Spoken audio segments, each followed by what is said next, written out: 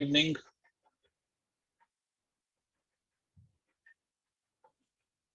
Am I audible to all of you? Yes. Asya, Abhinav, Afan. चलिए ठीक है sir. Last time what we discussed was magnetic field at the axial point of the circular loop, if I'm not wrong. ये discussion किया था हमने last time. हाँ जी sir. Did we discuss about the magnetic field, right? ठीक है. अब आज का टॉपिक, अभी भी बच्चे मुझे कम दिखाई दे रहे हैं, पता नहीं क्यों गायब है. बिकॉज जबकि अभी फिर एक नया टॉपिक स्टार्ट होगा, ये सन्नाटे में चले जाएंगे. But what we can do, we have already waited for 10 minutes. अब we cannot wait for a single second further. तो चलो हम अपनी क्लास स्टार्ट करते हैं. जो बच्चे कनेक्टेड हैं वो तो पढ़ें.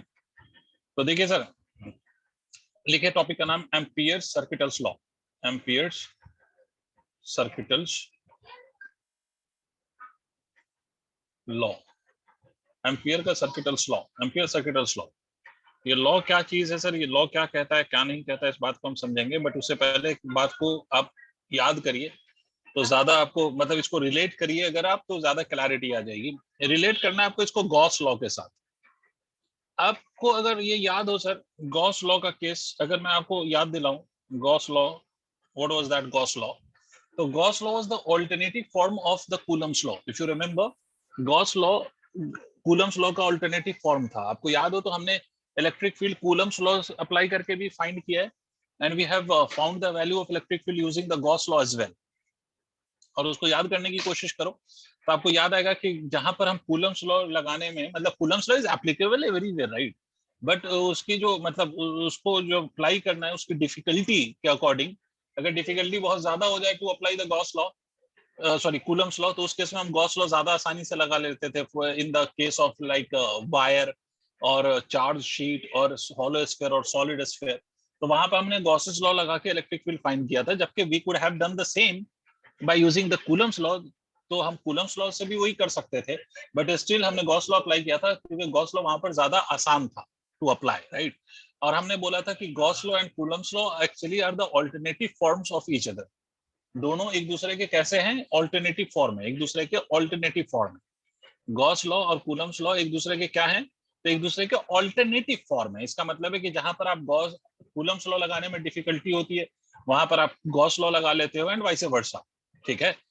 इसी तरह से बायोट सेवर्ट्स लॉ का, बायोट सेवर्ट्स लॉ, जो लॉ यूज करके हमने मैग्नेटिक फील्ड फाइंड किया है, आपने देखा भी है कि फॉर स्ट्रेट वायर और फॉर सर्कुलर वायर, उस लॉ का alternative form is ampere circuital law.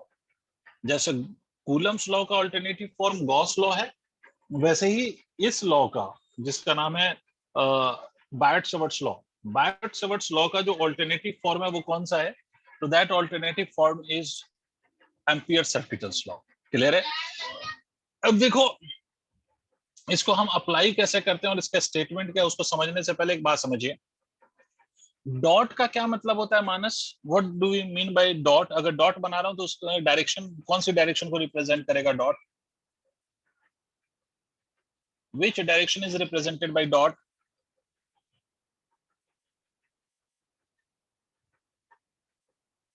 Dot का मतलब आउटवर्ड होता है ना मानस, और क्रॉस का मतलब इनवर्ड. याद आया? Yes sir. ठीक है. तो अगर मैं डॉट बना रहा हूं तो डॉट का मतलब आउटवर्ड होगा, और ये डॉट का ये मतलब नहीं कि वो मैग्नेटिक फील्ड की डायरेक्शन को ही रिप्रेजेंट करेगा. It can represent anything. ठीक है. बट उसका सिंपल मतलब याद रखिएगा, डॉट का मतलब आउटवर्ड और क्रॉस का मतलब इनवर्ड. मान लीजिए बच्चों कि मेरे पास कुछ वायर्स हैं, I have few of the wires, और वो वायर्स मतलब current carrying wires, and they are placed along Z axis, मतलब perpendicular to the screen of your laptop और perpendicular to the screen of your mobile, perpendicular to the screen. आपके जो है वो current carrying wire रखे हुए हैं, current carrying wire. Sir जरूरी नहीं है कि आप परपेंडिकुलर रखें, आप वाई एक्सिस के अलॉन्ग भी रख सकते हैं. मतलब you can even place the conductor like this also. ठीक है, कोई फर्क नहीं पड़ता, आप ऐसे भी रख सकते हैं. बट मैं जो यहाँ पर करेंट वायर रख रहा हूँ वो जेड एक्सिस का लॉन्ग रख रहा हूँ to explain you Ampere circuital law. इससे कोई फर्क नहीं पड़ता कि आप अगर उसको वाई एक्सिस का लॉन्ग या एक्स एक्सिस का लॉन्ग रख देते अपने वायर्स को, तो क्या फर्क पड़ जाता है? बिल्कुल नहीं पड़ता. आ रही बात समझ में? तो हम क्या कर रहे हैं यहाँ पर, लेट अस से एक वायर हमने लिया जिसमें करंट फ्लो कर रहा है, let that current be I1 and it is represented by dot. तो डॉट का क्या मतलब है कि this I1 which is the current is flowing outward, मतलब वायर रखा हुआ है परपेंडिकुलर डायरेक्शन में, और ये कैसे है, इसमें जो करंट फ्लो कर रहा है ये आउटवर्ड है। क्लियर है? इसी तरह से एक और वायर ले लीजिए, इसमें करंट फ्लो कर रहा है I2 which is represented by cross। Cross का क्या मतलब हुआ आसिया? What is the direction of this current? Outward or inward? Out of the screen or into the screen? What is this direction? Inward. Inwards।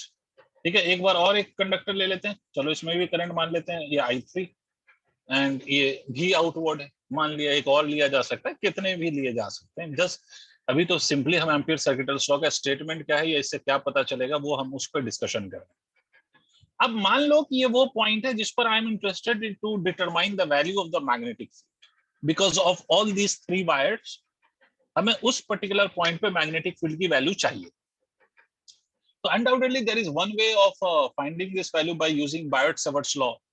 एक तरीका तो ये है कि आप बायोट-सावर्ट्स लॉ यूज कर लें, बायोट-सावर्ट्स लॉ यूज कर लें और उससे बायोट-सावर्ट्स लॉ यूज करें और उससे आप मैग्नेटिक फील्ड की वैल्यू फाइंड करें, but it will not B an easy task because you don't have a single wire here, you have number of wires। तो इसमें दूसरा तरीका हम क्या अप्लाई करते हैं वो एम्पियर्स लॉ है, और एम्पियर्स लॉ कहता क्या है, कैसे ये आपको मैग्नेटिक फील्ड की वैल्यू बताता है, तो उसको बात समझिएगा। तो the first step of ampere circuital law is that कि एम्पियर्स लॉ ये कहता है कि भाई सबसे पहला काम ये करो कि take a loop around your current carrying wire और current carrying wires, enclose these wires in a loop. Close loop में आप इसको इनक्लोज कर दीजिए। क्या कीजिए, इसके अराउंड एक क्लोज लूप लीजिए। अब याद करिए कि गॉस लॉ में आप क्या करते थे, गॉस लॉ में चार्ज के अराउंड आप क्लोज्ड सरफेस लेते थे एंड दो surfaces were called as Gaussian surface. Do you remember that? Yes, sir. Yes, sir. यहां पर आप क्या करते हैं, यहां पर आप लूप लेते हैं, instead of surface you will be taking loop and that loop will be called as Amperian loop. दूसरी बात, एक बात और समझते हैं कि when we were studying about the Gauss law, तो हमने आपसे बोला था कि अगर if you have a single charge मान लो, तो सिंगल चार्ज के लिए Gaussian surface can be taken of any shape. It could be a sphere or it can be a cubical surface also which encloses the charge from all the side, or it can be some arbitrary shaped surface also, मतलब कोई arbitrary shape भी हो सकता है surface का। और आप Gauss law किसी भी केस में अप्लाई करो, the result will be unaffected by the choice of the Gaussian surface, result will remain as q upon epsilon naught for the flux। ये बोला था, बट मैंने साथ साथ ये भी बोला था कि still we will take a surface जिसके हर पॉइंट पर हम इलेक्ट्रिक फील्ड की वैल्यू को सेम कंसीडर कर सकें या इलेक्ट्रिक फील्ड को हम कांस्टेंट कर सकें, क्योंकि हमें इंटीग्रेशन अगर करना है, ईडीएल करना है, तो ईडीएल करने के लिए we want electric field to be constant ताकि हम इसको आसानी से इंटीग्रेट करें। याद आया? इसका ये मतलब नहीं कि गॉस लॉ तभी अप्लाई होगा जब आप एक सिंगल चार्ज के अराउंड स्फीयर लोगे तभी गॉस लॉ एप्लीकेबल होगा, ये मतलब नहीं है।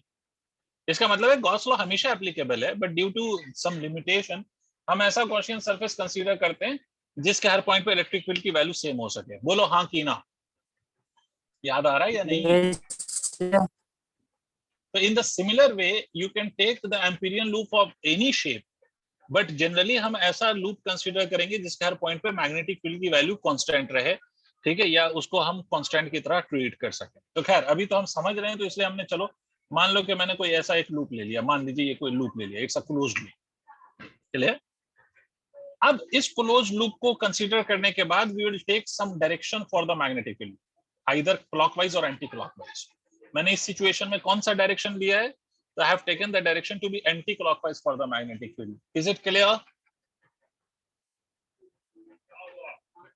Yes. Yes, sir.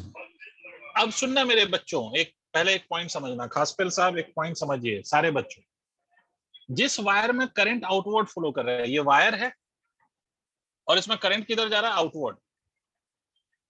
Current is flowing outward. Current की डायरेक्शन में थंब रखो और फिंगर को कर्ल करो। करंट की डायरेक्शन में थंब रखो और फिंगर को कर्ल करो। तो अगर आप कर्ल करोगे तो finger will be curled in the anti clockwise direction और नॉट? Yes, sir. अरे हाँ ना बोलो। Yes sir. इसका क्या मतलब है? इसका मतलब है कि मैग्नेटिक फील्ड की डायरेक्शन आपने एंटी क्लॉकवाइज अगर लिया है, if you have taken the magnetic field in the anti clockwise direction, इसका क्या मतलब हुआ? इसका मतलब ये हुआ कि आप ये अज्यूम कर रहे हो कि जो नेट मैग्नेटिक फील्ड है वो आपकी, वो उस करंट के कारण है जो करंट इज आउटवर्ड। नहीं समझे? जो डायरेक्शन आपने मैग्नेटिक फील्ड की माना है, उसके अकॉर्डिंग अगर आप देखें तो वो डायरेक्शन किसके लिए होगा, कब होगा? For the current which is flowing outward. सही बात समझ में? तो जिस करंट का आपने मैग्नेटिक फील्ड, जिस करंट के लिए आपने मैग्नेटिक फील्ड की डायरेक्शन मान लिया, उस करंट को आप पॉजिटिव लेंगे और दूसरे वाले करंट को निगेटिव लेंगे। समझ में आई बात? अगर मान लीजिए इसमें करंट की डायरेक्शन आप क्लॉकवाइज लेते, तो क्लॉकवाइज मैग्नेटिक फील्ड कब होता? मैग्नेटिक फील्ड क्लॉकवाइज तब होता है जब करंट आपका इनवर्ड जा रहा हो। करंट इनवर्ड जाएगा तो मैग्नेटिक फील्ड क्लॉकवाइज होगा। तो उस केस में हम इनवर्ड करंट को पॉजिटिव मान लेते और आउटवर्ड करंट को निगेटिव मानते। बट जो अभी मैंने कंडीशन लगाया, उस कंडीशन के अकॉर्डिंग मुझे किस करंट को पॉजिटिव लेना है? जो करंट आउटवर्ड है। और जो करंट इनवर्ड है उसको मुझे कैसा ले लेना है? निगेटिव। Is it clear? तो अगर ये क्लियर है तो आप मेरी बात सुनिए। अब एम्पीयर सर्किटल्स लॉ कहता क्या है कि अगर ये जो लूप आपने कंसीडर किया, इस लूप पे आप एक एलिमेंट कंसीडर कर लीजिए। इस लूप का element let that be equal to DL. ठीक है? एक डीएल वेक्टर लिया है आपने, एक मैग्नेटिक फील्ड की डायरेक्शन ली, और उसी लूप पर आपने डीएल भी लिया है। ठीक है? डीएल अलोंग द लूप लिया जाएगा। ठीक है सर, कैसे लिया जाएगा? क्या वो हमेशा मैग्नेटिक फील्ड की डायरेक्शन में होगा? जरूरी नहीं है।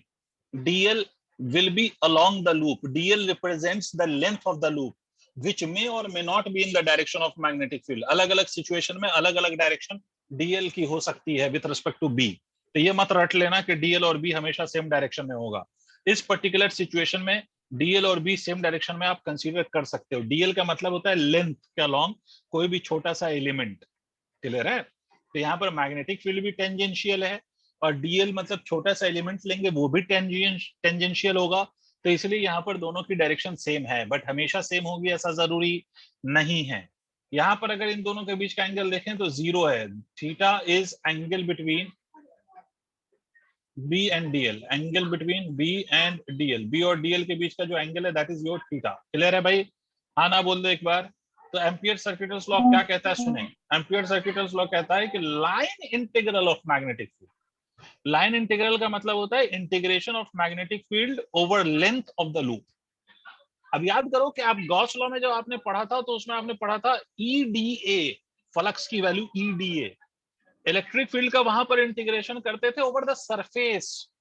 यहाँ पर मैग्नेटिक फील्ड का इंटीग्रेशन कर रहे हैं over the length of the loop, क्योंकि वहां पर सरफेस कंसीडर करते हो और यहाँ पर लूप कंसीडर करते हो। तो वहां पर सरफेस के टर्म्स में इंटीग्रेशन होता है और यहाँ पर लूप के टर्म्स में या लेंथ के टर्म्स में इंटीग्रेशन होता है। और ये कहता है B dot D L is equal to mu not times the net current passing और threading through the loop, mu not times of I net. ठीक है? B dot D L is equal to nothing but mu not times of I net, where I net is what? I net is net current, है ना?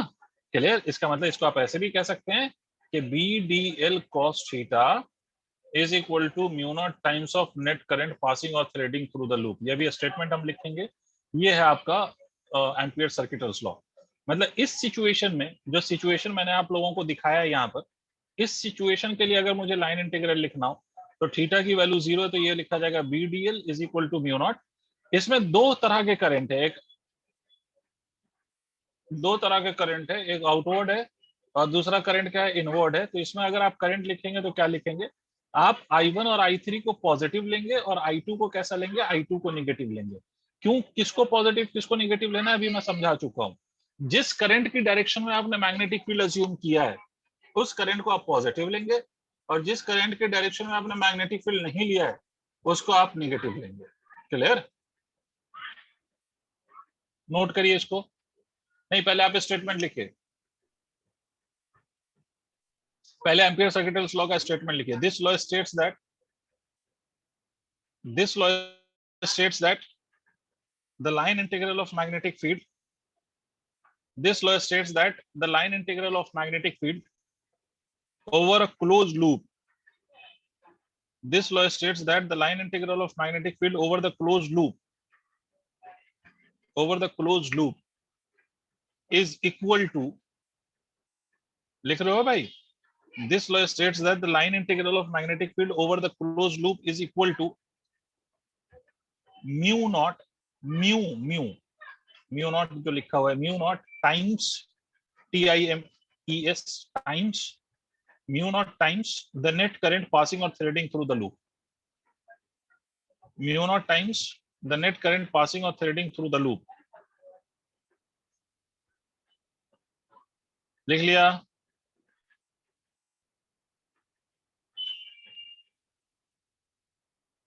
This law states that the line integral of magnetic field over a closed loop is equal to mu naught times the current passing or threading through the loop.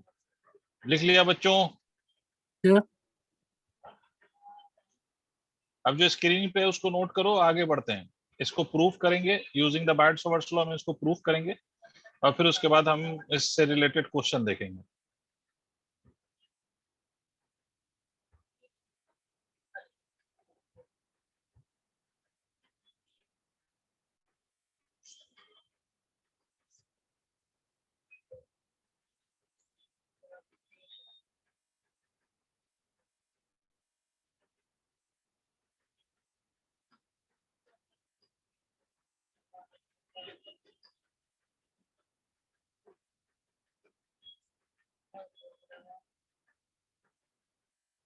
हो गया हो तो बताइए sir, आगे बढ़ना है भाई, क्या कर रहे हो? Is it done? Done sir. ठीक है सर, बी का डायरेक्शन हम कहीं भी ले सकते हैं ना, and corresponding to the direction of B the sign of what, उसका आगे क्या लिखा है? The sign of I will be decided, right?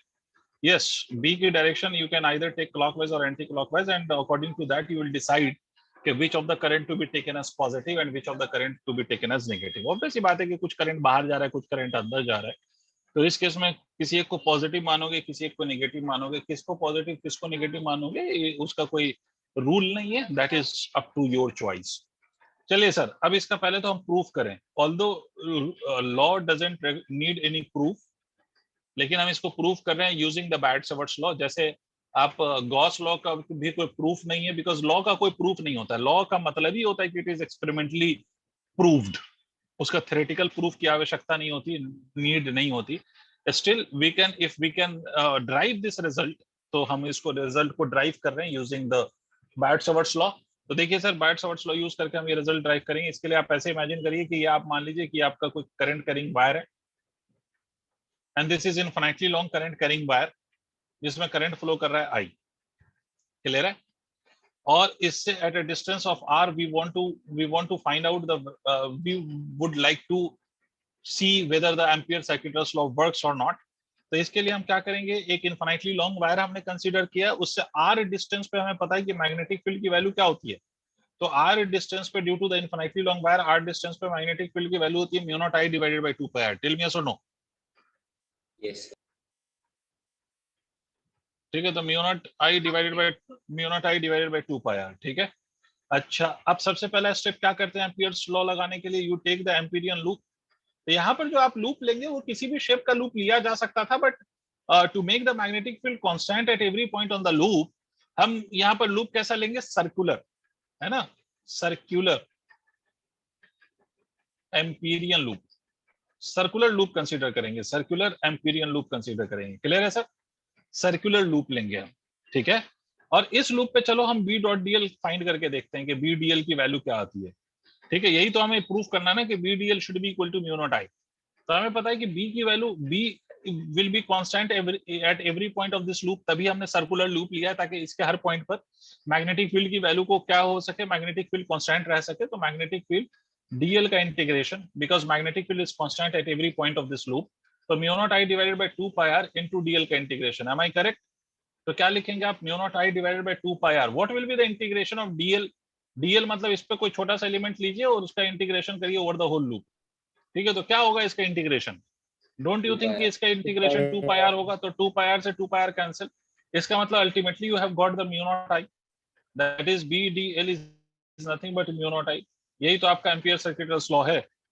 This is the proof of this Ampere circuits law कि भाई किसी भी आपका वायर या वायर का अरेंजमेंट हो तो उसके अराउंड जो मैग्नेटिक फील्ड होगी वो मैग्नेटिक फील्ड का line integral will be equal to mu not times the current passing और थ्रेडिंग थ्रू द लूप। इसको नोट करिए, आगे बढ़ते हैं।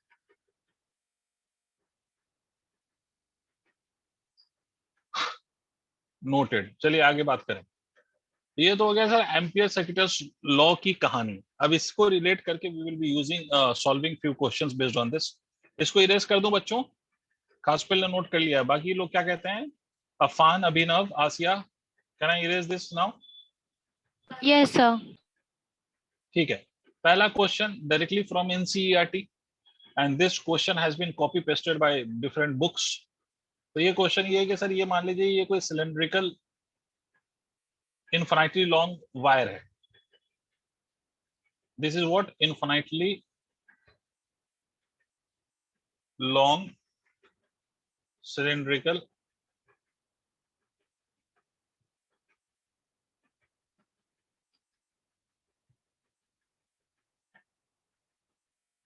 वायर, और इसका जो रेडियस है, let the radius of this cross section is R. इसमें current is flowing through the wire whose current density J is the current density, J is current density. ठीक है, तो आपको बताना है कि you have to find out the magnetic field. Find the magnetic field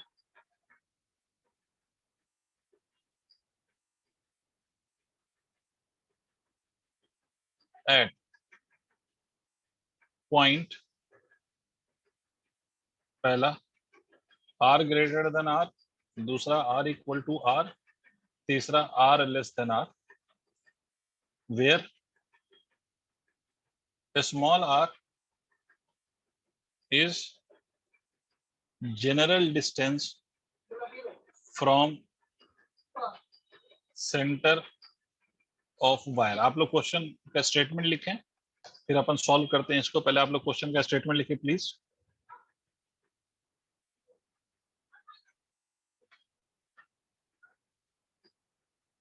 लिख लिया? बहुत बढ़िया भाई शिवांग, बहुत खतरनाक स्पीड में तुम चलते हो भाई। सबने लिख लिया? Yes, sir. ठीक है, तो चलिए सर, आपको डिफरेंट पॉइंट पे you have to find out the magnetic field, और मैंने आपसे बोला कि इट्स इनफिनिटली लॉन्ग वायर। तो सबसे पहला पॉइंट जो है आपका स्मॉल r, उसका ग्रेटर देन कैपिटल R है। इसका मतलब ये कि स्मॉल r कहां से आपको मेजर करना है? From the centre of the wire. तो ऑब्वियस ही बात है कि अगर आप सेंटर ऑफ द वायर से वो स्मॉल r मेजर करेंगे तो that small r will lie outside the wire, है ना? वो पॉइंट आउटसाइड द वायर लाई करेगा। तो सबसे पहला स्टेप आउटसाइड द वायर लाई करेगा, तो हम एक एम्पीरियन लूप ले लें। मान लीजिए हमने एम्पीरियन लूप ले लिया है, सच दैट कि एम्पीरियन लूप हमने अराउंड द सिलेंडर ऐसा कंसीडर किया, सच दैट ये एम्पीरियन लूप हमने अराउंड द सिलेंडर कंसीडर किया, सच दैट कि इस एम्पीरियन लूप की जो रेडियस होगी that would be equal to small r। Clear है? अब हम इस एम्पीरियन लूप पर ये, अच्छा एम्पीरियन लूप का शेप कैसा होगा? तो undoubtedly it would be circular in shape. And why will it be circular in shape? Because cylinder के अराउंड अगर आप सर्कल ड्रॉ करते हो तो सर्कल का हर point will be equidistant from the cylinder if the cylinder is kept at the centre of the circle. तो ये इक्विडिस्टेंट होगा, हर पॉइंट से इक्विडिस्टेंट होगा। तो इसलिए आप इसके हर पॉइंट पे मैग्नेटिक फील्ड को कांस्टेंट की तरह ट्रीट कर सकते हो। तो हमें मैग्नेटिक फील्ड निकालना है, तो एम्पीयर सर्किटस लॉ कहता है कि BDL line integral of BDL is equal to mu naught times the net current passing or threading through the loop. B is constant at every point of this loop, और loop के line का मतलब loop पे अगर DL का integration करूं मैं DL का, तो don't you think कि DL का integration will be equal to 2 pi r? Tell me yes or no. Yes. Yes, sir. ठीक है, तो that will be equal to mu naught multiplied by the current। अब देखो यहाँ पर करंट डेंसिटी गिवन है, तो लूप में जो करंट है वो उतना ही होगा जितना पूरा सिलेंड्रिकल वायर से करंट फ्लो हो रहा है। The current flowing through the cylindrical wire is same as the current flowing through the loop। तो हमें जो एरिया यहाँ पर लिखनी होगी that will be equal to the area of the cross section of the cylindrical wire, because current density होता है बेटा current divided by area। तो current की वैल्यू क्या होगी? current density multiplied by area। तो करंट को आप किससे मल्टीप्लाई कीजिए? एरिया से मल्टीप्लाई कीजिए।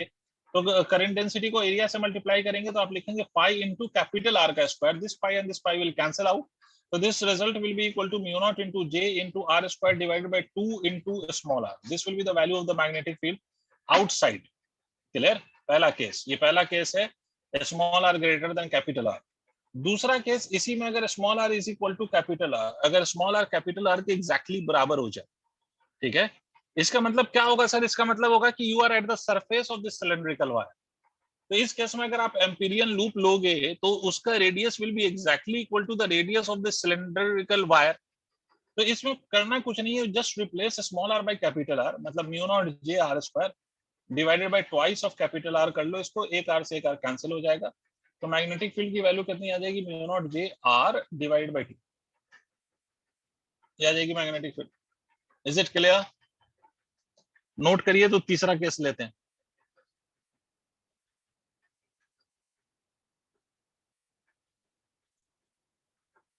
यशवर्धन नोट कर लिया?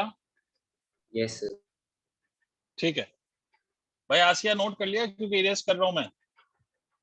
Done sir.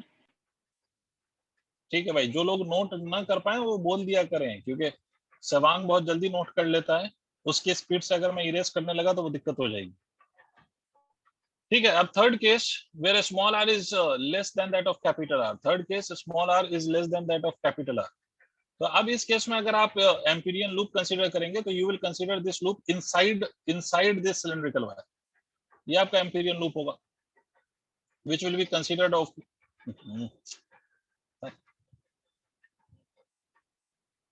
of course it will be considered inside the wire because ये जो r है वो less than that of capital R है, तो ये inside consider होगा। अब इसमें एक बात समझो सर, इसका रेडियस ठीक है, इसका radius is a small r, but इसमें एक बात समझो sir, now I can not claim that कि जो पूरे वायर के थ्रू जो करंट फ्लो हो रहा है that the same current is passing through this loop, ये हम नहीं कह सकते आप, बिकॉज लूप का एरिया ऑफ क्रॉस सेक्शन कम है। इसका मतलब जो पूरे सिलेंड्रिकल वायर के थ्रू करंट फ्लो हो रहा है, the same current is not flowing through the loop. Actually में जो करंट फ्लो कर रहा है through the loop is less than that of what is passing through the whole cylindrical wire. जो पूरे सिलेंड्रिकल वायर से जो करंट फ्लो कर रहा है उससे तो कम ही है इसमें जो करंट होगा।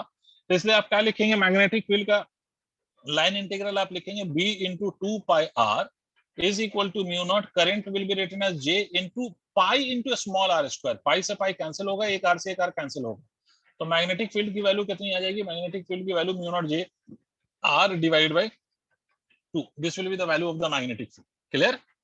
अच्छा, इसके साथ साथ अगर मैं इसमें ग्राफ ड्रॉ करूं तो आपको एक बात दिखाई देगी, ये जो r small less than that of r लिखा है आपने, वो आपका magnetic field is inside, right?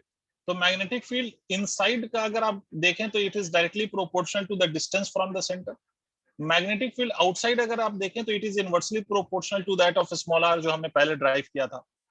और मैग्नेटिक फील्ड अगर सेंटर पे आप ले लें, सेंटर पे, तो that will be exactly equal to zero, क्योंकि स्मॉल r को जीरो कर दो तो आपका मैग्नेटिक फील्ड जीरो हो जाएगा। तो यहाँ पर मैग्नेटिक फील्ड वर्सेस r का अगर मैं ग्राफ ड्रॉ करूं, मैग्नेटिक फील्ड वर्सेस r का ग्राफ, ये ग्राफ कैसे ड्रॉ होगा, तो at centre magnetic field will B zero and it will start increasing linearly till you reach the surface of this wire. उसके बाद this magnetic field will become inversely proportional to that of r. B becomes inversely proportional to r, V is directly proportional to r, and this is the maximum possible value of magnetic field which you will get at the surface. This is the maximum value of magnetic field. I hope आपको graph भी समझ में आ गया होगा, please note it down.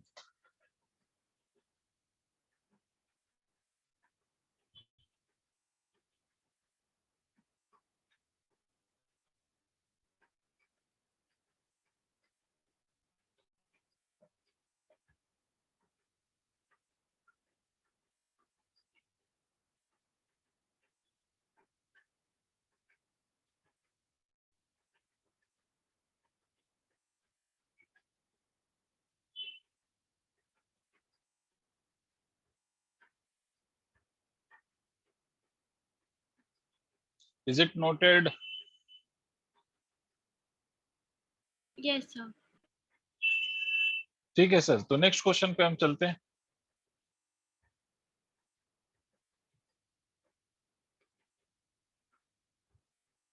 Sir ji sir circuital law हम finite length के wire के लिए भी यूज कर सकते हैं? अरे वाह, प्यारा बच्चा यार, बहुत प्यारा सवाल तूने किया। And I will come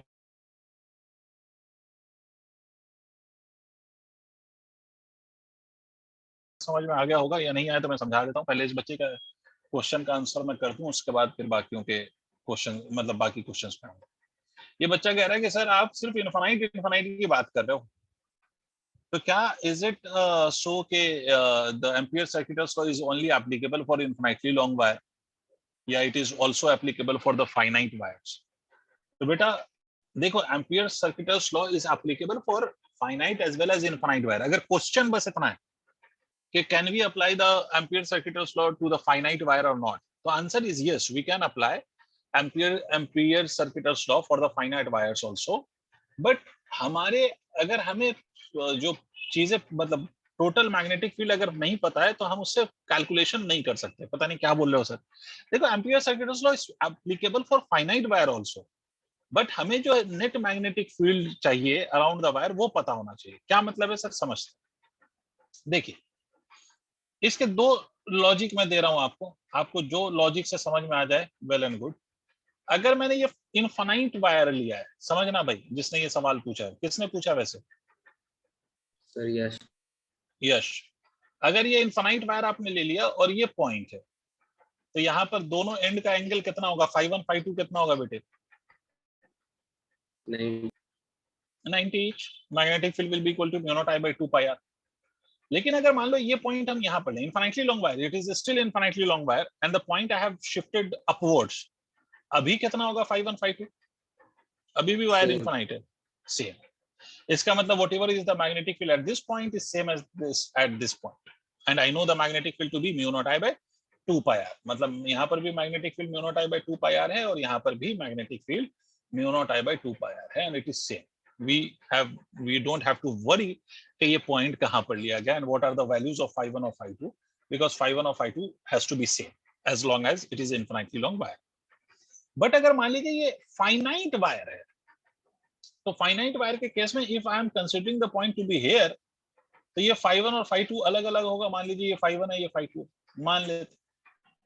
but अगर instead of taking the point here, अगर आप ये पॉइंट यहाँ पे ले लें, यहाँ, तो डोंट यू थिंक यश के this now the φ1 and φ2 value will change? Think about it. तो ऑब्वियस सी बात है, मैग्नेटिक फील्ड की वैल्यू विल चेंज। तो अगर आपने लूप ऐसे ले लिया है, यहाँ पर ऐसे ले लिया है, तो मैग्नेटिक फील्ड कुछ और ही आ रहा होगा। यहाँ पर लिया है लूप, तो मैग्नेटिक फील्ड कुछ और ही आ रहा होगा। और उस मैग्नेटिक फील्ड की वैल्यूज जब तक मुझे नहीं पता है, तब तक मैं एम्पियर सर्किटल्स लॉ को कैसे अप्लाई करूंगा? मतलब इसलिए नहीं कर पाऊंगा क्योंकि हर पॉइंट पे मैग्नेटिक फील्ड की वैल्यू अलग अलग हो। समझ रहे हो? But this restriction is not with the infinite wire. Infinite wire में मैंने आपसे कहीं पर नहीं बोला कि लूप आपको कहाँ पर लेना है। समझ रहे हो आप? देखो, अगर ये फाइनाइट वायर है तो यहाँ पर अगर आपने लूप लिया है तो इस पॉइंट पे मैग्नेटिक फील्ड अलग है, और लूप अगर यहाँ पर आपने लिया है तो मैग्नेटिक फील्ड अलग। आ रही बात समझ में? Please respond. Yes sir. ठीक है, तो ये इश्यू है फाइनाइट वायर के साथ। ठीक है, इसी को दूसरा तरीका कुछ लोग ऐसे भी एक्सप्लेन करते हैं, जो मैं आपको बता देता हूँ। दूसरा तरीका इसी के एक्सप्लेनेशन का ये है कि सर अगर if it is infinitely long wire, तो इसमें करंट इन्फिनिटी से आ रहा है और इन्फिनिटी जा रहा है ना? तो इनफाइनाइटली लॉन्ग वायर के लिए आपको ये बताने की जरूरत नहीं है कि दूसरे पार्ट ऑफ द सर्किट है या नहीं है, उससे हमें कोई फर्क नहीं पड़ता। इनफाइनाइटली लॉन्ग वायर है तो करंट इन्फिनिटी से आ रहा है, इन्फिनिटी पे जा रहा है, तो उसमें दूसरे पार्ट्स ऑफ द सर्किट को मेंशन करने का कोई जरूरत नहीं। बट अगर मान लो ये फाइनाइट वायर है, मान लो 1 मीटर लंबी वायर, तो 1 मीटर लंबी वायर में ऐसा तो नहीं होगा कि करंट यहाँ से आया और यहाँ से गायब हो गया। तो ऐसे तो नहीं हो सकता कि किसी वायर में करंट कहीं से आए और कहीं पे निकल ले, कहीं गायब हो जाए। ऐसा हो सकता है? नहीं हो सकता भाई। इसमें और भी तो पार्ट्स ऑफ द सर्किट होगा, तभी तो करंट पूरा फ्लो कर पाएगा। एक क्लोज्ड पाथ होगा। टेल मी यस और नो। Yes sir. सही बात समझिए। सर ये क्यों चाहिए आपको? बाकी पार्ट क्यों चाहिए? इन्फिनिटी में तो नहीं चाहिए था। इसलिए क्योंकि देखो, जैसे इसके अराउंड अगर हम लूप कंसिडर करेंगे तो BDL is equal to mu nought I में आप करंट तो वही लेते हो जो लूप से पास हो रहा है, ठीक है। बट ये जो B होता है, this is the net magnetic field on this loop. It is not only because of this wire. ये जो मैग्नेटिक फील्ड होती है, ये सारे जो कंपोनेंट्स है उसकी मैग्नेटिक फील्ड होती है। ये बात ऐसे ही है कि जैसे गॉस लॉ याद करो। गॉस लॉ में आपसे बोला गया था कि अगर कोई चार्ज गॉसियन सरफेस के बाहर है तो फ्लक्स में उसका कंट्रीब्यूशन नहीं होगा। बट इस सरफेस पे जो इलेक्ट्रिक फील्ड होगा, that will be because of Q1 as well as because of Q2, which is inside as well as outside. नहीं आया? आया सर। तो ऑल्दो एम्पियर लॉ लगाने के लिए आपको इसका करंट पता है, ठीक है, बट आपको पूरी चीज नहीं पता है। पूरी चीज में क्या, आपको इस लूप पे नेट मैग्नेटिक फील्ड नहीं पता है। अब कहोगे कि सर वो सिर्फ मैग्नेटिक फील्ड सिर्फ फाइनाइट वायर की क्यों नहीं हो सकती? वो इसलिए नहीं हो सकती बिकॉज अगर फाइनाइट वायर है तो there must be some other parts of the circuit connected to that finite wire जिसके कारण इस फाइनाइट वायर में करंट फ्लो कर पा रहा है। तो अगर बाकी पार्ट्स है तो बाकी पार्ट्स का भी मैग्नेटिक फील्ड इस लूप पे होना चाहिए जिसकी वैल्यू आपको नहीं पता है। तो that is why due to this limited knowledge हम ampere circuital law finite wire के लिए अप्लाई कर नहीं पाते ऑल्दो इट इज एप्लीकेबल। ठीक है, तो इसीलिए हम सारा खेल किस पे खेल रहे हैं? इनफाइनाइट वायर पे। समझे? यस। चलिए आगे बढ़ते हैं। Question number next. सर मान लीजिए कि ये इनफाइनाइटली लॉन्ग सिलेंड्रिकल वायर और इस इनफाइनाइटली लॉन्ग सिलेंड्रिकल वायर में we have a cavity like this. ठीक है, ये इनफाइनाइटली लॉन्ग सिलेंड्रिकल वायर है जिसमें हमने एक कैविटी बना दिया and you now know the cavity problems. I hope आपको शायद याद हो। ये इसका जो रेडियस है इसका दिस इज 2r और इसमें जो कैविटी है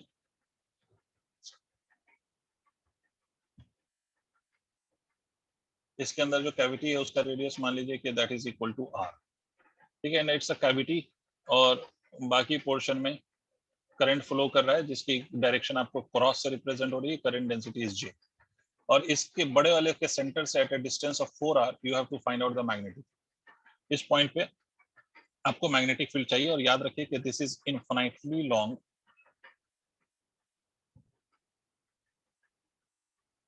सिलेंड्रिकल वायर। ठीक है, उसका ये टॉप व्यू है ना, basically it's a top view of the, लिख देता हूं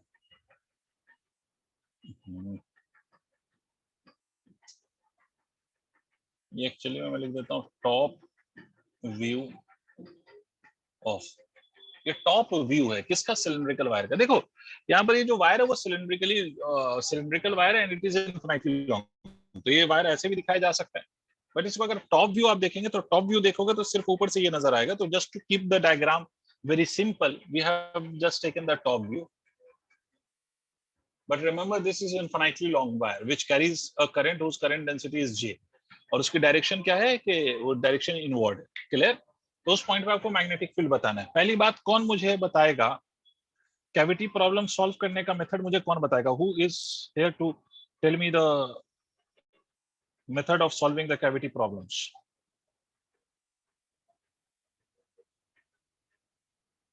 सर पहले पूरे सिलेंडर को कंसीडर करेंगे फिर पार्ट कैविटी का कंसीडर करके उसको सब्ट्रैक्ट। ठीक है, चलो मैं फिर से याद दिला देता हूँ। जिनको याद नहीं है वो सुन लें भाई। मैं आपसे कह रहा हूँ कि if you are serious with your studies and you want to appear for entrance exams तो मैं आपको बहुत क्लियरली समझा दूं ये बातें। You have to remember, you have to make it very clear in your mind कि कैविटी प्रॉब्लम्स पूरे फिजिक्स में कम से कम 5 तो ऐसे चैप्टर्स हैं जिसमें यूज हो सकता है और पूछा जा सकता है। And what are those chapters? In class 11th, you have chapters like center of mass, moment of inertia, gravitation. And in class 12th, you have electrostats and this chapter magnetic effect of current in this ampere circuit. ठीक है, ये 5 ऐसे जगह हैं जिसमें cavity problems पे सवाल पूछे जाते हैं और पूछे जाएंगे और पूछे गए हैं। कैविटी प्रॉब्लम का कोई भी क्वेश्चन हो, the method to solve the cavity problem is same. Cavity problem को सॉल्व करने का मेथड सर सेम है, डिफरेंट नहीं है कुछ भी, सब सेम है। कैविटी प्रॉब्लम को सॉल्व करने का मेथड बिल्कुल सेम है। और क्या सेम है? मतलब फॉर्मूला बदल जाएगा। Obviously when you are talking about the centre of mass you will be using the formula of centre of mass. When you are talking about the moment of inertia you will be using the formula of moment of inertia, right? तो लेकिन method क्या होगा, approach क्या होगी? Approach will be same. और वो approach क्या होगी? तो अप्रोच ये होगी कि आप पूरे सिलेंड्रिकल, मतलब जो आपकी जिस बॉडी के अंदर कैविटी काटा हुआ है आपने, उस बॉडी को आप कंप्लीट बॉडी अज्यूम करिए और कैविटी को भी आप एक बॉडी की तरह ट्रीट करिए। इसका क्या मतलब है? इसका मतलब है कि इस पूरे अरेंजमेंट को ध्यान से देखो। इस पूरे अरेंजमेंट को I can treat it as the combination of 2 cylindrical wires. क्या 2 सिलेंड्रिकल वायर्स? ये आपका ये बड़ा वाला वायर जिसमें आपने कैविटी काट के बाहर निकाला हुआ है, और साथ साथ we will treat the cavity also as a cylindrical wire. ठीक है, ये कैविटी है। बस फर्क क्या करेंगे? फर्क बस इतना करेंगे कि इसमें अगर करंट डेंसिटी प्लस जे है तो कैविटी में जो करंट डेंसिटी आप अज्यूम करेंगे that you will take it as minus J. इसकी करंट डेंसिटी अगर प्लस जे है तो इसकी करंट डेंसिटी आप कैसे अज्यूम करेंगे? That you will assume as minus J. Sir क्यों? सोच के देखो भाई, दोनों की करंट डेंसिटी सेम है तो इतने एरिया में कैविटी के जितने अगर कैविटी को आपने एज अ बॉडी ट्रीट किया है, मान लो इसमें -5 एम्पियर का करंट है, तो इसको अगर इस पर सुपर इम्पोज कर दो, इसको उठा के इस दोनों को कंबाइन कर दो आपस में, तो आपको नहीं लगता कि अगर इन दोनों को कंबाइन करेंगे तो ये -5 इसके +5 को कैंसिल करके 0 कर देगा? नहीं आया? Yes sir. Yes sir. बात समझ में आई? तो हर सिचुएशन में, चाहे वो किसी भी चैप्टर का क्वेश्चन हो, अप्रोच यही होती है। अच्छा, करंट डेंसिटी को निगेटिव करने का दूसरा क्या मतलब है? तो करंट डेंसिटी को नेगेटिव करने का दूसरा मतलब ये है कि आप current dot dot dot dot dot dot dot current density negative करने का मतलब करंट की डायरेक्शन को अपोजिट कर दीजिए। समझ आई बात? तो देखिए सर, इसका जो रेडियस है, इसका रेडियस इज 2r और इसका जो रेडियस है दैट रेडियस इज r। समझे? इसके लिए ये मैग्नेटिक फील्ड इस पॉइंट पे निकालना है, इसके लिए भी वही उसी पॉइंट पे निकालना है। इस बड़े वाले से ये जो जिस पॉइंट पे आपको मैग्नेटिक फील्ड निकालना है that is at a distance of 4r। दिख रहा है आप लोगों को? It is at a distance of 4r। और कैविटी के सेंटर से वही डिस्टेंस कितनी दूरी पर है? 3r। सर नहीं आया? सर इसका मैग्नेटिक फील्ड आप कह लो B1 है, और इसके due to this the magnetic field that you get, let me call that as B2। तो B1 की वैल्यू कैसे लिखेंगे? How will you write the value now? तो सर अभी आपने जो पहला क्वेश्चन किया है उससे आपको मैग्नेटिक फील्ड का रिजल्ट मिला है, इनफिनिटली लॉन्ग सिलेंड्रिकल वायर जिसमें करंट डेंसिटी J हो, तो उसमें आपने मैग्नेटिक फील्ड का रिजल्ट देखा है कि magnetic field is nothing but μ0 into J into radius का स्क्वायर। मैं लिख देता हूं साफ साफ, ये ऊपर रेडियस का स्क्वायर होता है डिवाइडेड बाय 2 इनटू डिस्टेंस, जहां पर आपको मैग्नेटिक फील्ड निकालना है। ये लिखा है ना आपने? तो अगर यू विल राइट B1, तो B1 will be equal to μ0 into current density multiplied by इसका जो रेडियस है दैट इज 2r का स्क्वायर डिवाइडेड बाय व्हाट? तो divided by 2 into distance is 4r। ठीक है, B2 की वैल्यू क्या होगी? B2 will be equal to μ0 into minus of J into इसका रेडियस, तो रेडियस इज r, तो this will be written as r squared divided by 2 into distance is 3r। अब इन दोनों को आप ऐड कर दीजिए, अल्टीमेटली ये सब्ट्रैक्ट ही होंगे because one is positive another one is negative, तो whatever you get will be your final result. Did you understand? Yes sir.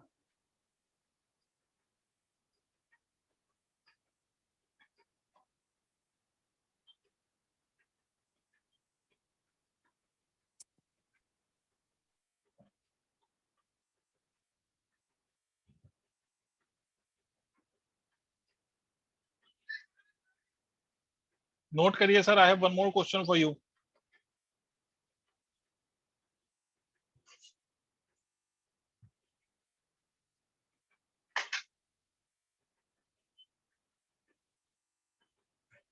हो गया बच्चों? Is it noted? सवांग ने नोट कर लिया? What about others? Yash, Afan, Abhinav and Asiya? Done, sir. Done. तो इसको note कर लिया, तो एक और क्वेश्चन पे आते हैं। ठीक है, आप लोगों के लिए एक और question, integration based ampere circuital law का क्वेश्चन। चलिए करते हैं। फिर से आप ये मान लीजिए कि we are having again infinitely long cylindrical wire.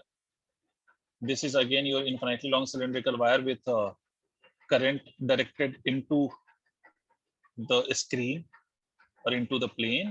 The radius of this is, let's say, is r. It is an again infinitely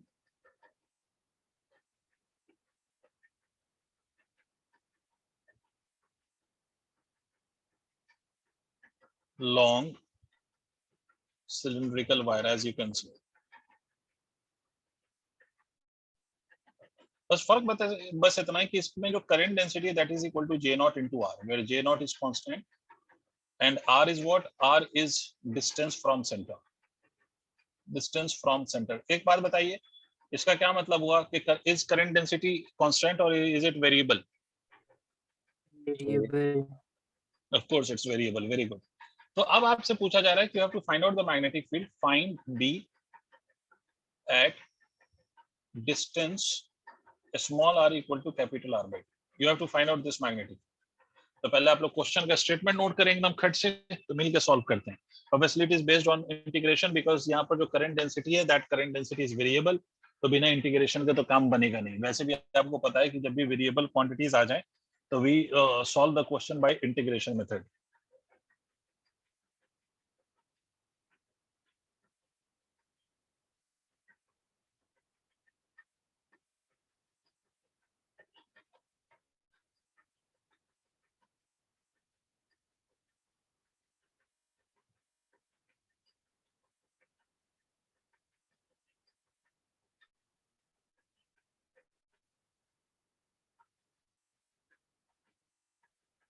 noted question? Yes देखो सर, इसमें अगर आपको मैग्नेटिक फील्ड निकालना है तो again you will be using the Ampere circuital law, but this time to use the Ampere circuital law आपको इस distance पे, which is the distance equal to r/2, इतने रीजन में कितना करंट है वो पहले फाइंड करना पड़ेगा। समझिए पहले इस बात।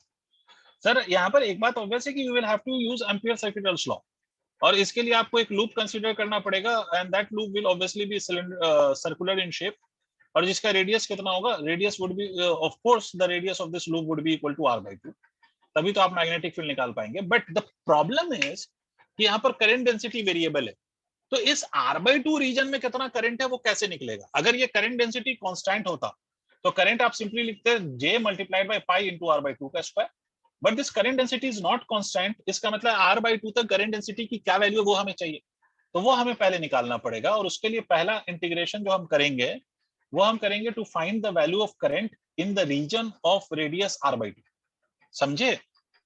और इसके लिए हमें क्या करना पड़ेगा, इसके लिए हमें एक एलिमेंट्री पोर्शन कंसीडर करना पड़ेगा। तो इसके एलिमेंट्री पोर्शन कंसीडर करने के लिए आप ऐसे समझो कि we take a cylindrical portion, cross sectional area जिसका सर्कुलर हो, ये एक ऐसा कंसीडर करेंगे, क्योंकि हमें क्रॉस सेक्शनल एरिया चाहिए होता है बेटा।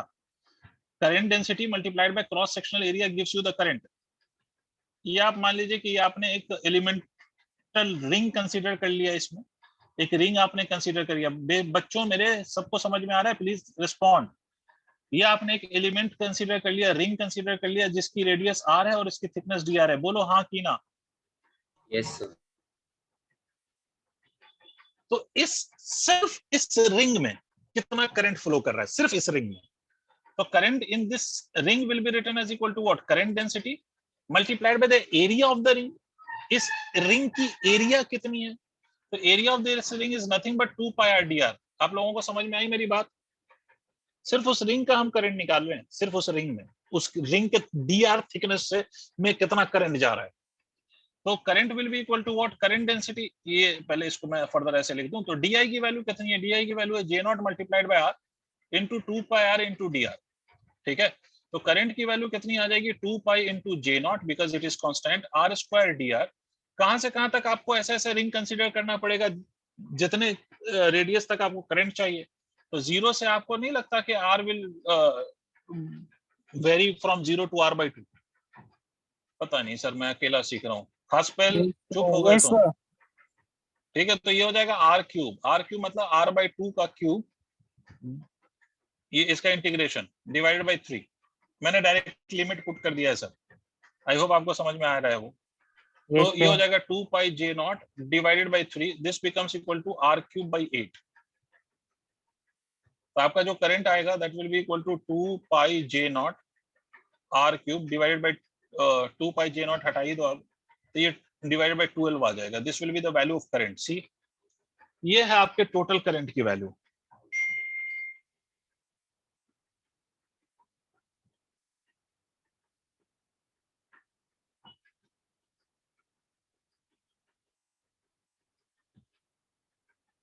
Then the कर लिया?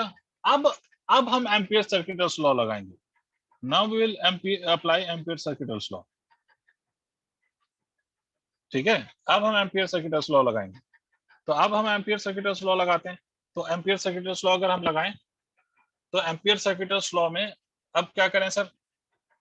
अब हम फिर से वही सारा तामझाम करें कि line integral of magnetic field that is B into ये जो लूप लिया है उस लूप का सरकमफ्रेंस डीएल का इंटीग्रेशन करोगे तो 2 पाई into radius of this loop. ये ब्लू वाला जो है ये एम्पीरियन लूप पे याद रहे, ये एम्पीरियन लूप हम लेंगे to get the value of magnetic field. This is your Amperian loop. तो 2 pi into r/2 this will be equal to mu not multiplied by the current. Current की value आपने निकाला है pi J not r³ divided by 12। अब बताइए बच्चों, क्या यहाँ से आप मैग्नेटिक फील्ड कैलकुलेट करके लिख सकते हैं फाइनली? yes sir. ठीक है सर, नोट कर लीजिए।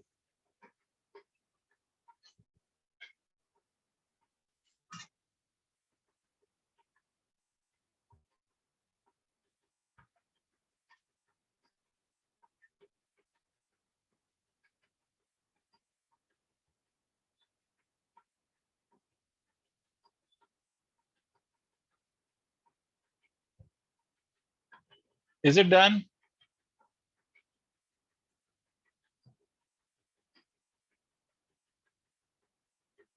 Yes, sir. Very good. चलिए सर, तो ये तो कुछ क्वेश्चन हो गए ऑन एम्पियर सर्किटल्स लॉ। अब इसके बाद नेक्स्ट टॉपिक पे हम आते हैं, which is related two of course ampere circuital law से ही रिलेटेड है। उसका नाम है सोलेनॉइड, SOLENOID, सोलेनॉइड।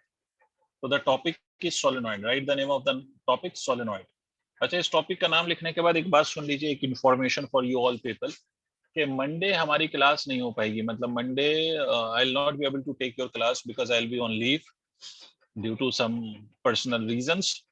तो उस क्लास को मैं कंपनसेट करूंगा सैटरडे में, ठीक है, आइदर सैटरडे और Sunday, but not this week, next week. Next week Saturday या संडे में मंडे वाली class will be compensated on Saturday और Sunday of the coming week according to your choice. Clear है sir?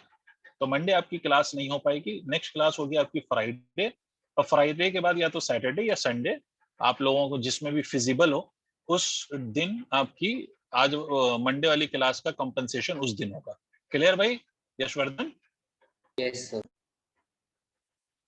ठीक है, चलिए sir आगे बढ़ते हैं। तो सोलेनॉइड, अब सोलेनॉइड क्या है? तो सोलेनॉइड बेसिकली एक अरेंजमेंट है कि अगर आप कोई भी कॉपर की वायर ले लें, insulated wire which is insulated from one another turn, and this copper wire, insulated copper wire is bound in the helical shape, it forms a solenoid। मतलब इसी शेप, इसी को हम क्या कहते हैं? सोलेनॉइड कहते हैं। Solenoid is nothing but copper wire bound in helical shape, ठीक है, इंसुलेटेड फ्रॉम ईच अदर।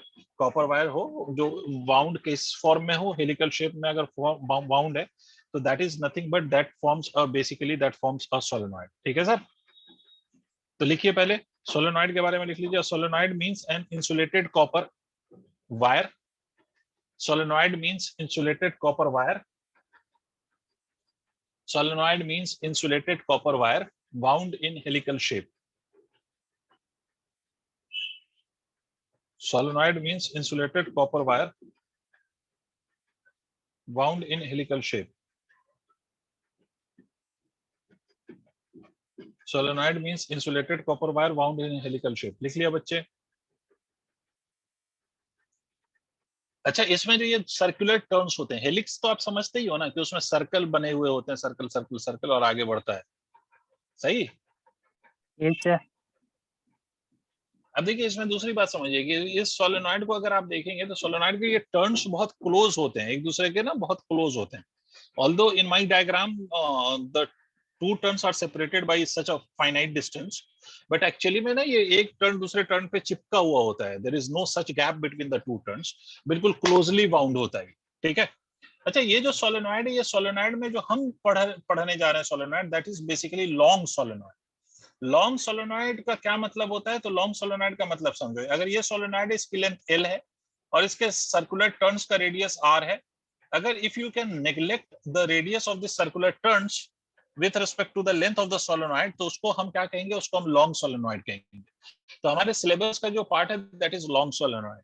अगर रेडियस इज नॉट नेग्लिजिबल, तो उस केस में जो सोलेनॉइड है that will be considered as short solenoid, but if the radius is negligible, तो उस केस में जो सोलेनॉइड है that will be considered as long solenoid. I hope आपको मेरी बात समझ में आ रही है। तो हम जो डिस्कशन कर रहे हैं that we are discussing on long solenoid, in which you can neglect the radius of cross section in comparison to the length of the solenoid. I hope आपको मेरा पॉइंट समझ में आ गया होगा। अब दूसरी बात समझिए सर, सोलेनॉइड में बेसिकली जब आप करंट पास करेंगे, whenever you will pass a current in the solenoid, तो ऑब्वियसली बात है कि करंट अगर आप पास करेंगे तो what happens? Due to the flow of this current, magnetic field produces in the core of the solenoid. Magnetic field produce होगी solenoid में। क्यों होगी? उसको अगर आप वैलिड रीजन उसका समझने की कोशिश करें तो आप ये कह सकते हैं कि सोलेनॉइड का जो हर टर्न है अपने आप में इट्स अ सर्कुलर टर्न, और किसी भी लूप में या सर्कुलर कॉइल में आप करंट पास करते हो तो what happens? Magnetic field produces. Obvious सी बात है कि मैग्नेटिक फील्ड प्रोड्यूस होती है, तो ऑब्वियस सी बात है कि हर टर्न में मैग्नेटिक फील्ड प्रोड्यूस होगी, and ultimately you will get a net magnetic field in the core of the solenoid. तो इसका मतलब है कि solenoid is basically an arrangement to get the magnetic field by flowing current into it. ठीक है? अच्छा, actually में आप लोगों ने सुना होगा इलेक्ट्रोमैग्नेट्स। इलेक्ट्रोमैग्नेट्स का बेसिक मतलब होता है कि ऐसा magnet which remains magnetised till the current passes through it. कभी सुना है? Yes, sir. बहुत जगहों पे इलेक्ट्रोमैग्नेट्स यूज होते हैं, जैसा जिसका बेस्ट एग्जांपल है डोर बेल्स, उसमें भी इलेक्ट्रोमैग्नेट्स यूज होते हैं। तो जहां पर हमें मैग्नेट चाहिए फॉर वेरी स्मॉल टाइम, तो वहां पर हम इलेक्ट्रोमैग्नेट मतलब मैग्नेटाइज भी करना है, उसको डीमैग्नेटाइज भी करना है, वो कंटिन्यूअस मैग्नेटाइजेशन नहीं चाहिए हमें, तो वहां पर इलेक्ट्रोमैग्नेट यूज करते हैं। तो एक्चुअली में वहां पर हम उन केसेस में क्या करते हैं, तो उन केसेस में हम एक सोलेनॉइड के कोर में ना, बेसिकली अगर मान लीजिए सोलेनॉइड, इसके कोर में अगर हम मान लीजिए कि आयरन का कोई भी एक बार प्लेस कर दें, आयरन का बार या आयरन मटेरियल प्लेस कर दें, तो this iron will get magnetised when you will pass the current through it, through the solenoid. Solenoid के थ्रू करंट पास करोगे तो iron will get magnetised. Solenoid के थ्रू करंट का फ्लो बंद कर दो, आयरन विल गेट डीमैग्नेटाइज्ड। ठीक है, तो you will get a electromagnet by placing a material in the core of the solenoid. समझ रहे हो? तो ये बेसिकली यूज है आपके सोलेनॉइड का। Solenoid is used to produce electromagnets. समझ आई बात? सोलेनॉइड को किस लिए हम यूज करते हैं? To produce electromagnets. एनीवेज, दूसरी बात, इस सोलेनॉइड में we assume that the current in the solenoid, because it is long solenoid, तो current कह रहा हूं, magnetic field in the core of the solenoid is taken to be uniform or is considered to be uniform, और होना भी चाहिए, because her turn का जो रेडियस है वो सेम है। तो हर सर्कुलर टर्न के अंदर जो मैग्नेटिक फील्ड होगी उसमें भी सेम होगी, तो जो नेट मैग्नेटिक फील्ड होगी वो कांस्टेंट ही तो होगी। नहीं समझ में आई बात समझे? हर टर्न की मैग्नेटिक फील्ड फिक्स कांस्टेंट है, तो sum of the all the magnetic field will also be constant, right? Solenoid के बाहर वाले रीजन्स में हम मैग्नेटिक फील्ड की वैल्यू को 0 अज्यूम करते हैं। We don't consider magnetic field outside the solenoid, we only consider the magnetic field inside the core of the solenoid. यहां तक पॉइंट क्लियर है सर आप लोगों को? Yes sir. हाँ ना बोल दीजिए जल्दी से। अब देखिए सर, यही जो मैग्नेटिक फील्ड है inside the core of the solenoid, अब इसी मैग्नेटिक फील्ड की वैल्यू हमें फाइंड करना है। We have to find the value of this magnetic field. अब इस मैग्नेटिक फील्ड की वैल्यू को फाइंड करने के लिए हम कैसे फाइंड करेंगे, पहले तो इस बात को समझिए। एम्पियर्स सर्किटल्स लॉ ही यूज करेंगे to find the magnetic field, but उस एम्पियर सर्किटल्स लॉ को भी यूज करने के लिए हम क्या करेंगे, तो एम्पियर सर्किटल्स लॉ को यूज करने के लिए मैं आपको बताऊं कि we will be taking the cross sectional view of the solenoid.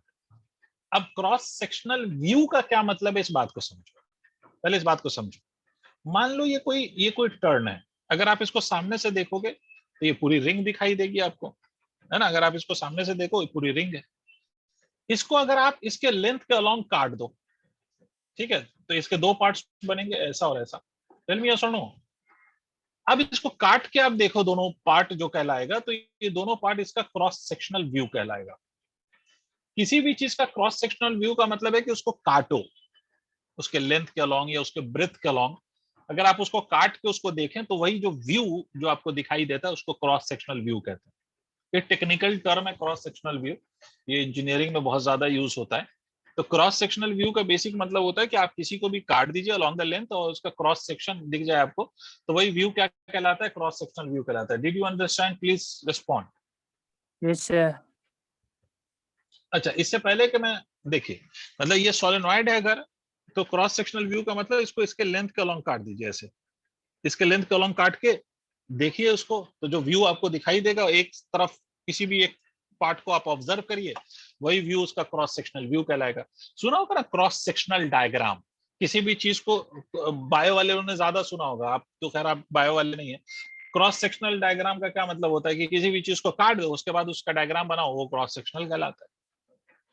अच्छा, दूसरी बात, अगर मान लो कि इसमें करंट ऐसे फ्लो कर रहा है, ठीक है भाई, आसिया, अभिनव, अफान, सेवांग एंड यश, करंट अगर ऐसे फ्लो कर रहा है, तो इस पॉइंट पे मैं ये कह सकता हूं कि जो करंट की डायरेक्शन होगी वो टेंजेंशियली आउटवर्ड होगी तुम्हारी तरफ, और इस पॉइंट पे direction will be tangentially inward. Think about it. अगर Yes, आपने कोई रिंग लिया, थिंक अबाउट दिस, कि अगर आपने कोई रिंग लिया, इस बात को ऐसे समझिएगा,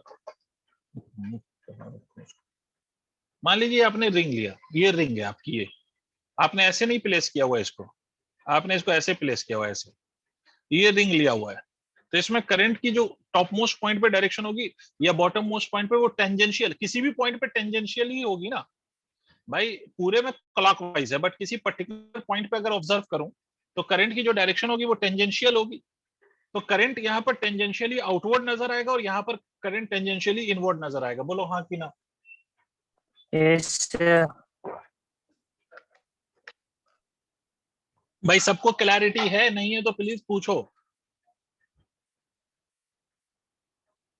भाई current eight every point it's tangential. Top most point पे अगर टेंजेंट बनाओगे, ये रिंग है आपकी ऐसे रखी हुई, तो टॉप मोस्ट पॉइंट पे टेंजेंट बनाओगे तो या तो करंट आपकी तरफ आएगा या अंदर की तरफ जाएगा, depending on whether the current is clockwise और एंटी क्लॉकवाइज। ठीक है, तो आप देखो अब एक्चुअली में to determine the value of the magnetic field at the core of the solenoid, हम क्रॉस सेक्शनल व्यू लेंगे सोलेनॉइड का। मतलब सोलेनॉइड को आप इमेजिन करिए कि आपने काट दिया है, अलोंग इट्स लेंथ आपने उसको काट दिया है, 2 पार्ट में काट दिया है और किसी एक पार्ट को आप ऑब्जर्व कर रहे हो।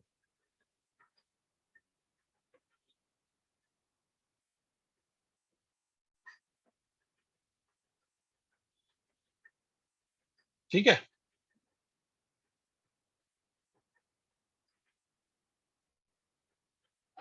ऑब्वियसली इसमें पीछे टर्न्स दिखाए जा सकते हैं, ऐसे ऐसे टर्न्स होंगे। ये पीछे टर्न्स है ना, ये वाले टर्न्स जो दिखा रहा हूं मैं, ये पीछे हैं। ठीक है, बहुत सारे टर्न्स होंगे अनडाउटेडली, इसीलिए मैं डॉटेड लाइन से बना के दिखा रहा हूँ ताकि अपना कॉम्प्लिकेटेड ना लगे डायग्राम। ये पीछे वाले टर्न्स आपको दिखाई देंगे। ठीक है, अब ये मुश्किल है जरा सा दिखाना, बट ये पीछे वाले टर्न्स हैं आपके सोलेनॉइड के। 3D व्यू अगर आपको दिखाई देगा तो ये ऐसा दिखेगा, ऐसा, ये ऐसा, ये सिर्फ ये टर्न दिखाई देगा। समझ रहे हैं? इसमें मान लीजिए कि इस वाले पॉइंट्स पे जो करंट की डायरेक्शन है वो टेंजेंशियली आउटवर्ड है। जहां पर मैं डॉट बना रहा हूँ वहां पर टर्न अगर नहीं भी है तो इमेजिन कर लो वहां पर टर्न होगा, because turns are very close. और तो यहाँ पर करंट की डायरेक्शन टेंजेंशियली इनवर्ड होगी। बोलो हाँ कि ना। yes sir. मान लीजिए कि total length of this solenoid is L, और यहाँ पर जो total length of the solenoid है वो एल है, और मान लीजिए कि N is total number of turns, total number of turns. इसमें एक और चीज डिफाइन करूंगा, n is equal to capital N divided by small l, that is number of turns per unit length. ठीक है, ये नंबर ऑफ टर्न्स है पर यूनिट लेंथ। क्लियर? ये नंबर ऑफ टर्न्स है पर यूनिट लेंथ। ठीक, अब हमें मैग्नेटिक फील्ड निकालनी है, और मैंने आपसे बोला कि मैग्नेटिक फील्ड कैसे है, तो magnetic field is uniform in the core of the solenoid. Uniform magnetic field को हम रिप्रेजेंट कर रहे हैं बाय स्ट्रेट लाइन्स। अब इस मैग्नेटिक फील्ड की वैल्यू हमें कैलकुलेट करनी है। तो इस मैग्नेटिक फील्ड की वैल्यू को फाइंड करने के लिए हम क्या करेंगे, we will be taking an Amperian loop. और यहाँ पर जो हम एम्पीरियन लूप लेंगे that would be rectangular Amperian loop that we will consider in this case. ये मान लो एक रेक्टेंगुलर एम्पीरियन लूप हमने लिया, ये हमने एक रेक्टेंगुलर एम्पीरियन लूप लिया है।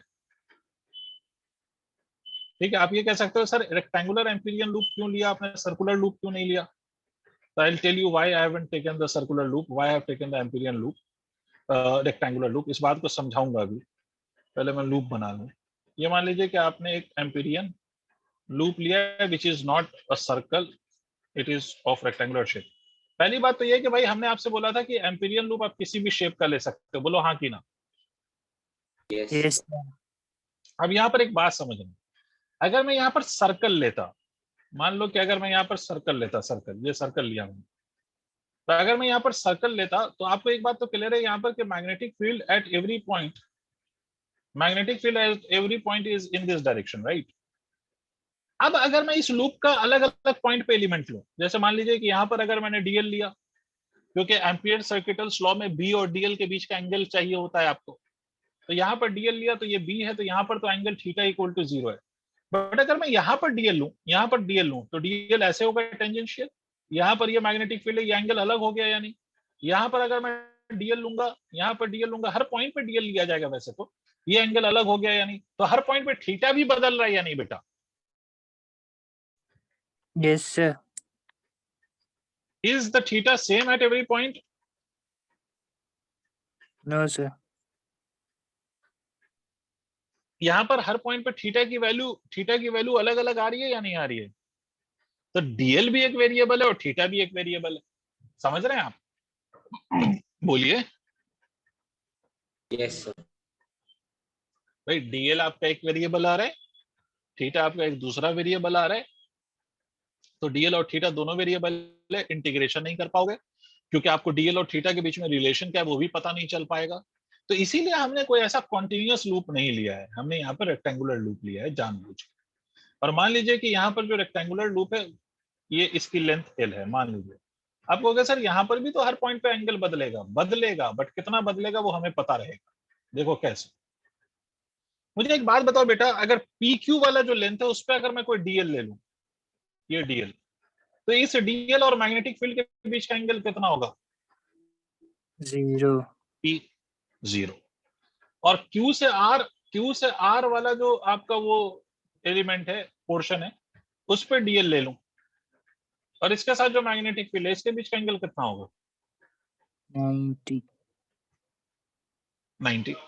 बट एक बात तो क्लियर है ना, पी से क्यू के बीच में जितने भी पॉइंट्स हैं उन सारे पॉइंट्स पे मैग्नेटिक फील्ड की वैल्यू सेम, पता नहीं है भी या नहीं। पी से क्यू तक के जितने भी पॉइंट्स हैं उस सारे पॉइंट्स पे आपका जो थीटा की वैल्यू है वो 0 है। क्यू से आर तक कोई सा भी पॉइंट आप कंसीडर कर लीजिए, थीटा की वैल्यू 90। क्लियर है? तो मुझे हर पॉइंट पे एंगल एग्जैक्टली पता है कि कितना है। बट अगर ये सर्कुलर लूप लेता तो हर पॉइंट पे ये एंगल बदल रहा होता और कितना होता वो हमें नहीं पता होता। समझे? अब क्या करेंगे सर, लाइन इंटीग्रल लेंगे of magnetic field over this whole close loop P Q R S B dot dl. खास पहले इस लाइन इंटीग्रल को क्या मैं ऐसे लिख सकता हूं, as the sum of the line integral of magnetic field over P Q plus of line integral of magnetic field over Q R plus line integral of magnetic field over R S plus of line integral of magnetic field over SP. Tell me yes or no. This is my one equation. Think Yes, about sir. it. मतलब इस पूरे close loop पे जो line integral है मेरे बच्चों, उसको मैं as the sum of line integral over the individual portions consider कर सकता हूं या नहीं? Yes, sir. Only Khaspel is responding. Nobody else is responding. Yes, sir. Yes, sir. अब देखिए इस पे वन बाय वन वैल्यूज दिखाता हूं मैं आपको। Line integral of magnetic field over this length B dl and that B dot DL over P Q. तो आपने मुझे बोला कि इस पे जो एंगल होगा वो 0 होगा, तो बी डीएल कॉस 0 डिग्री। ठीक है, इसको अगर हम देखें तो cos 0 is 1 और ये मैग्नेटिक फील्ड बी पी से क्यू तक यूनिफॉर्म है। पहले ही हम लोग बात कर चुके हैं कि along the length it will not change. तो B as it is. DL का इंटीग्रेशन पी से क्यू तक डीएल का इंटीग्रेशन कितना होगा? DL DL DL DL add कर दो तो पूरा पी क्यू आएगा, that will be equal to BL और not. Think about it. Yes, sir. Similarly line integral of B dot DL over कहां से कहां तक? Q R. तो ये आप क्या लिखेंगे? बी डी एल कॉस 90 लिखेंगे या नहीं? सोच के देखिए, इसकी वैल्यू 0 आएगी।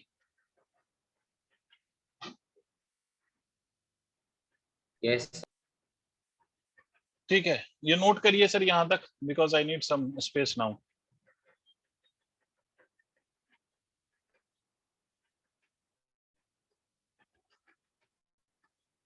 Okay, you have noted, but let's see what about others. भाई साहब ने नोट कर लिया? Yes, sir. Done. Yes, sir. Okay, if it is done by everyone, तो आप देखो 2 का बचा, उसको मैं इधर लिखता हूँ।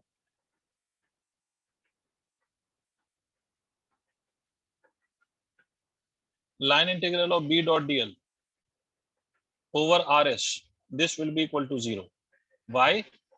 Since B outside the solenoid is equal to 0. RS वाला जो ये वाला पोर्शन है, इस पे line integral of this magnetic field 0 क्यों है? क्योंकि ये जो है वो आउटसाइड लाई कर रहा है और आउटसाइड हमने क्या अज्यूम करा है कि magnetic field outside the solenoid is 0. The last one is B dot DL over this SP, that is again 0 because B DL cos 90 आ जाएगा SP पर भी, तो this will again be equal to 0. तो ये पूरा टर्म 0। इसका मतलब क्या हुआ? इसका मतलब ये हुआ कि आपका जो पूरा इस लूप पे जो line integral of magnetic field आपने लिया है for the whole loop, that is B DL of P over P Q R S, this is nothing but this has come out to be only equal to b into l. ये bl आया है। बोलो हाँ कि ना? बात समझ में आई? ये पूरा लाइन इंटीग्रल किसके इक्वल आया है? bl। पहले ये समझ में आया? अब हमें पता है कि as by Ampere's law, line integral of magnetic field over this must be equal to PQRS must be equal to mu naught times of net current passing or threading through the loop. ये मान लो 2, ये मान लो 3, समझ रहे हो?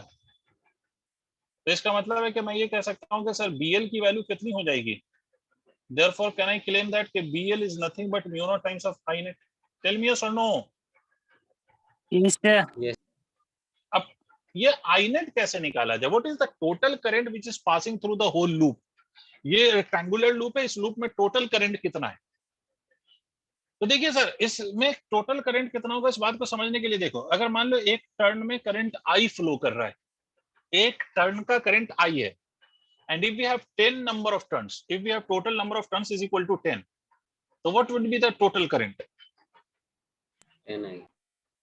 10I। सीधी सी बात है भाई, सबको समझ नहीं आई बात? मैं फिर से रिपीट कर देता हूं कि अगर एक टर्न में जो करंट है दैट इज I, तो what is the total current? That will B 10 into I। तो यहां पर देखिए सर BL, ये देखिए ये BL is equal to mu not into एक टर्न का करंट I है, बट इसमें टोटल टर्न्स कितने होंगे in this whole length of L? इसमें टोटल टर्न्स कितने होंगे? तो अभी आपने पढ़ा है कि turns, number of turns per unit length small n है, इसको टोटल लेंथ से मल्टीप्लाई कर दो, उतने ही तो टर्न होंगे। तो Yes, L sir. से L क्या होएगा? L से L कैंसिल हो जाएगा, तो मैग्नेटिक फील्ड की वैल्यू क्या आ जाएगी? मैग्नेटिक फील्ड की वैल्यू आ जाएगी mu not n into I। This will be the magnetic field. This is the formula for the magnetic field at the in the core of the solenoid, which is equal to mu naught times of n into I. Note करिए formula.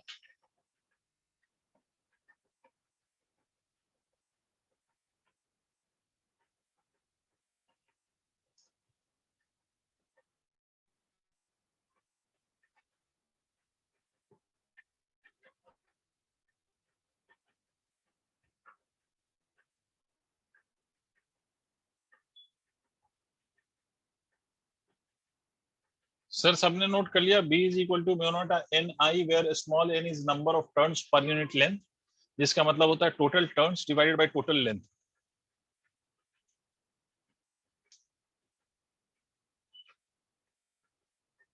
Asia, is it noted बेटा? Yes, sir.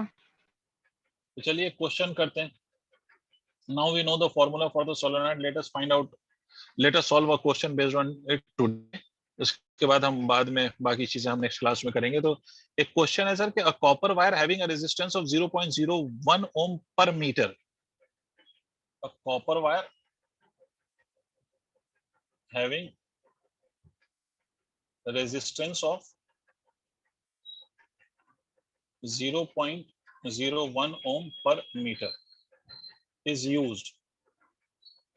इसको हम use कर रहे हैं to wind a 400 turn, to wind a 400 turn solenoid of radius 1 centimeter।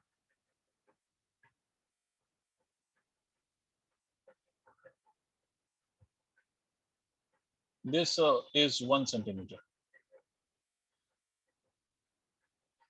Solenoid of radius 1 centimeter and length 20 centimeter।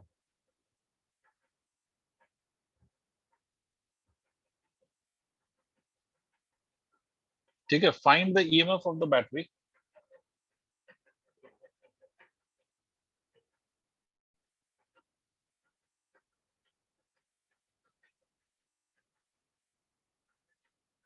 which when connected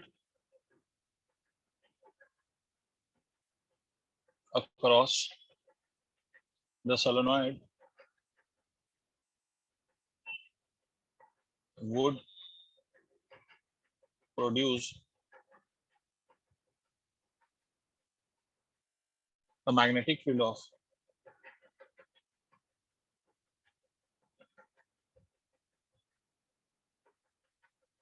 10 to the power minus 2 Tesla in the core of solenoid।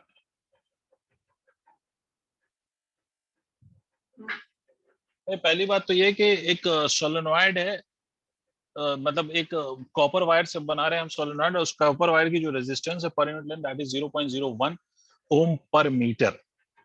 ठीक है, ये तो भाई copper wire की resistance है पर metre, और उससे हम सोलेनॉइड बना रहे हैं जिसमें 400 टर्न्स हैं, तो we are having 400 turns in that solenoid.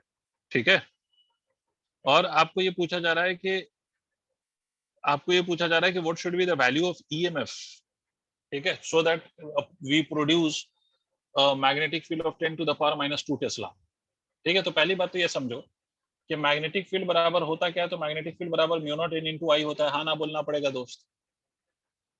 अब यहाँ पर they are not asking you I, they are asking you the value of EMF. तो म्यू नॉट n I को हम ऐसे लिख सकते हैं ईएमएफ डिवाइडेड बाय रेजिस्टेंस। तो ईएमएफ अगर मुझे चाहिए तो इसको हम लिख सकते हैं B into R divided by mu not multiplied bye n। ठीक है, ये हमारे इसमें हमें वैल्यू सब्स्टिट्यूट करनी पड़ेगी, बट इसके लिए पहला तो ये R जो है वो रेजिस्टेंस से याद रहे, रेजिस्टेंस चाहिए और number of turns per unit length चाहिए। तो टोटल टर्न कितना है 400 एंड लेंथ कितना है सोलेनॉइड का 20 सेंटीमीटर, तो number of turns will be equal to 400 divided by 20 into 10 to the power -2। This will be the number of turns. समझ रहे हैं आप? तो ये हो जाएगा सर आपका 20 into 10 to the power 2 that is equal to 2000 turns per unit per metre. यही तो आ जाएगा। पहले देखो इस बात, this will be the number of turns per unit length. Did you understand? Tell me yes or no. Yes, sir. 2000 turns per unit length, ये आपका ये स्मॉल n की वैल्यू आ गई। अब रेजिस्टेंस, इस पूरे वायर का रेजिस्टेंस कितना होगा, तो आपसे कहता है कि पर मीटर इतना रेजिस्टेंस है और कितने टर्न्स है 400 टर्न्स। तो पहली बात तो समझो एक सर्कुलर टर्न का लेंथ कितना होगा, तो length of one circular turn, radius कितना गिवन है 1 सेंटीमीटर, तो एक सर्कुलर टर्न का जो रेडियस होगा 2 पाई into 1 into 10 to the power -2। This is the length of one turn. इस लेंथ को हम किससे मल्टीप्लाई करते हैं 400 टर्न से, तो ये total length of the wire which is used to form that solenoid वो पता चल जाएगा। समझे आप मेरी बात? भाई पूरे वायर की लेंथ पता कर लो कि कितना वायर की लेंथ लगी है टू फॉर्म दिस सोलेनॉइड। तो टोटल वायर की लेंथ कैसे पता करोगे, एक टर्न का लेंथ लिखो multiplied by total number of turns कर दो, तो ये पूरी लेंथ आ गई।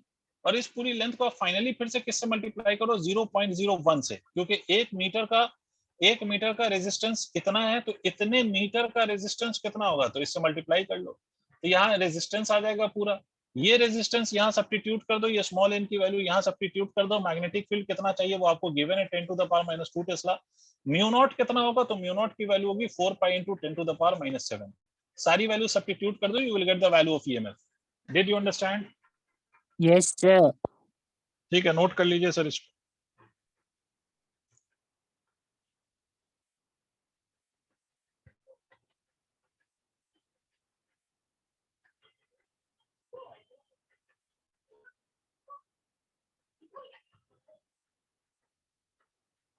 हो गया सारे बच्चों? Yes, sir. चलिए सर, तो आज इतना ही। Rest will discuss in the next class which will be next week same Friday, but उसका कंपनसेशन जो मंडे में क्लास नहीं होगी that will be given either on Saturday और Sunday. Thank you all, bye bye, take care.